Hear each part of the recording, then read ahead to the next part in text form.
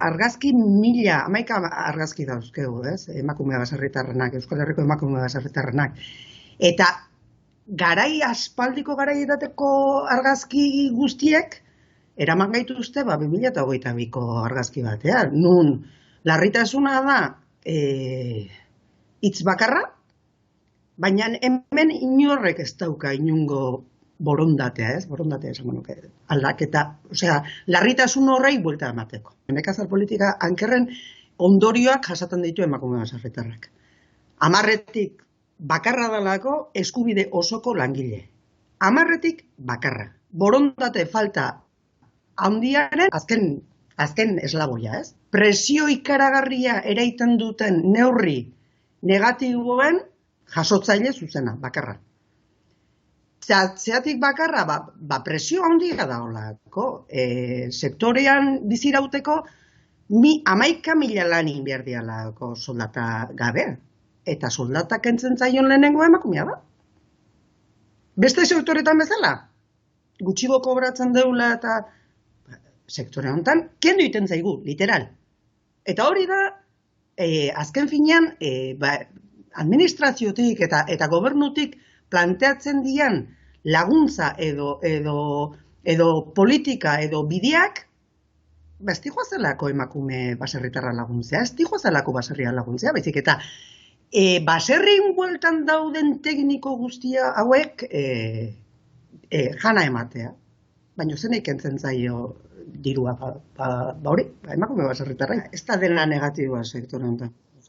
Sektore honetan, autua egiten balin badeu sektore honetan bizitzeko da, benetan balio dulako, ez? Eta beste bizitzeko bera bada, eta azken finean gauza positibo pila badauzka.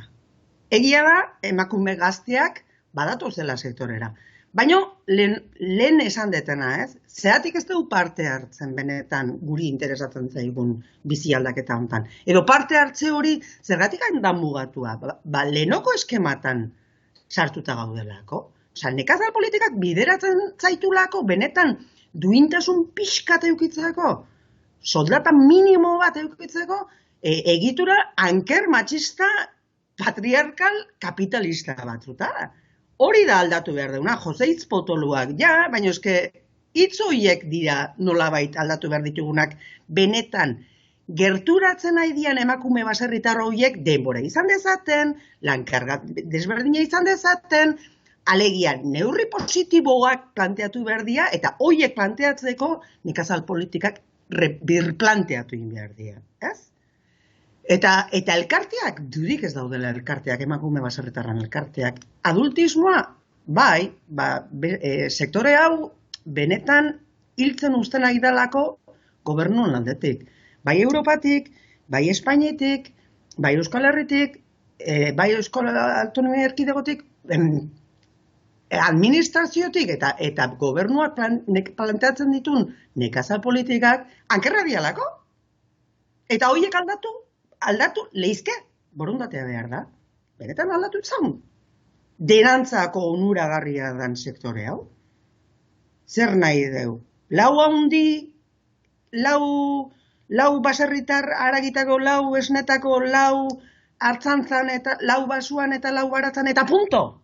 Eta bukatu da. Eta sektorea benetan hortikan, ez? Eta Euskal Herriak guk esaten daun arnazgune hoiek galduko ditu nekazal politika hauek horta bideratzen gaituelako, hortagoaz. Lehen esan duten 11 argazki hoitan, eta azkena Leire Milikoana, eta Leire Milikoak egin duen lana, diru laguntza bat probestuz, indun lana ikaragarria da, baina izan da azkenengoa.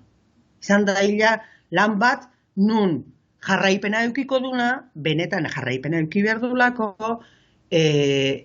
aldaketa guzti hauek mai gainean eztabaidatzen eta mai gainean jartzen juteko, ez? Ze lan horrek hori eskatzen du.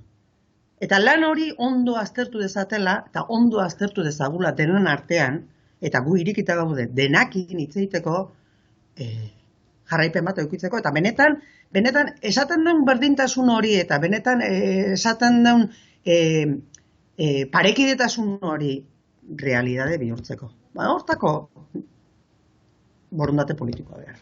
Hortako aldaketak behar dira. Zurruna dan sistema horretako aldaketak behar dira.